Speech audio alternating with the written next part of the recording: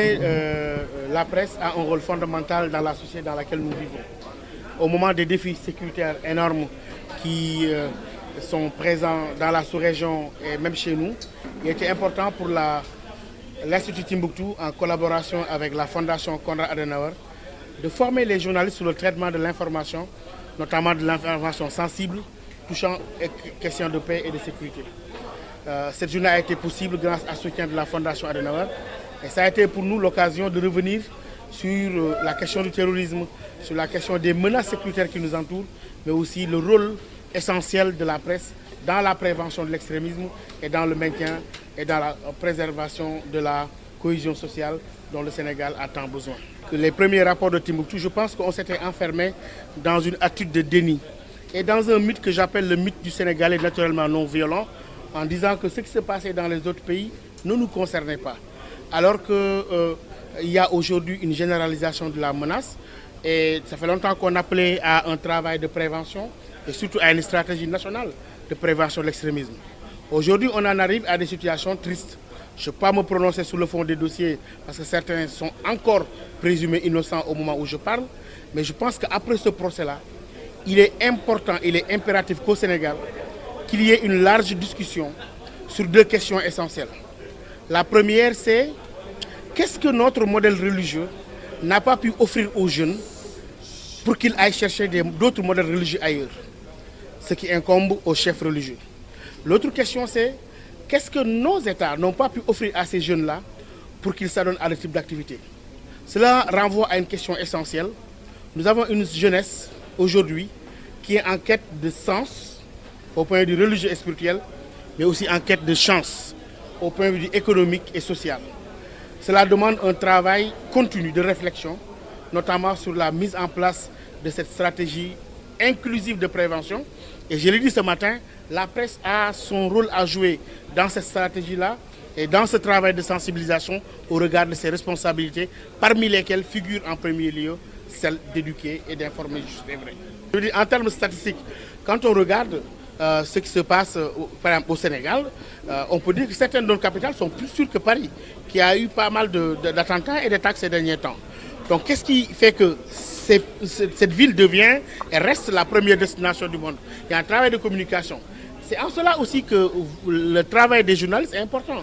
Vous imaginez l'impact qu'a votre travail sur l'image de notre pays.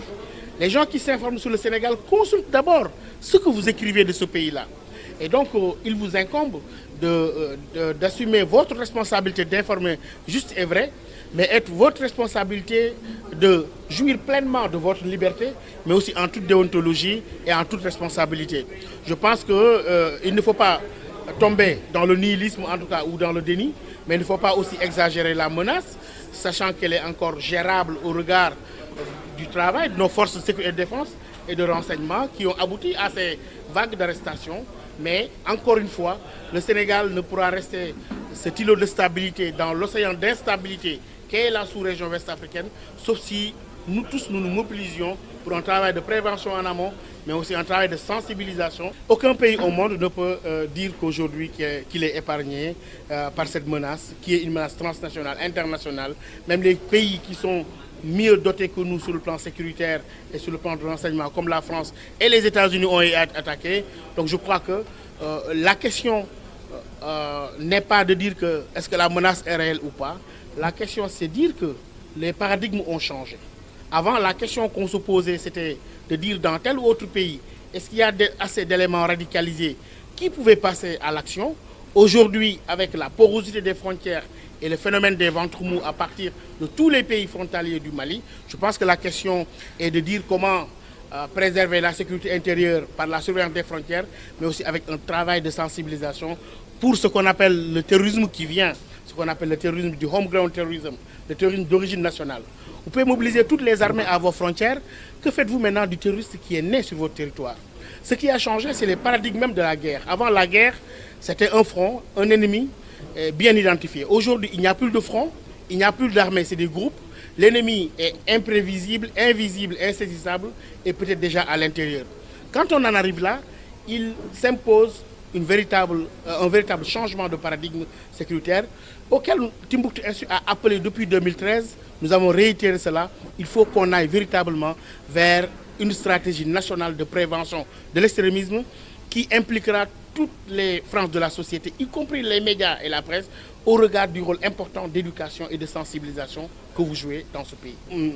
Au début de l'année 2015, j'ai parcouru beaucoup d'États du Sahel et j'ai demandé à un cheikh quelle était sa définition de l'extrémisme, en tout cas, quelle était son explication du terrorisme et de la radicalisation. Il m'a dit une phrase qui m'a intrigué. Il m'a dit que tout ce qu'on voit aujourd'hui n'est rien d'autre que la combinaison entre l'arrogance des injustes et l'ignorance de ceux qui se sentent comme victimes. La communauté internationale ne doit pas être incohérente dans sa démarche. Au même moment où des États bafouent toutes les résolutions des Nations Unies sans être s'inquiéter, on s'attaque à la Syrie, on s'attaque à d'autres. Je pense que la communauté internationale doit revoir ses positions et donner la meilleure image d'elle-même, c'est-à-dire l'image d'équité, etc., pour que la parole internationale, parce que les opinions, les résolutions que prennent les Nations Unies soient des résolutions crédibles et capables de changer le cours des choses.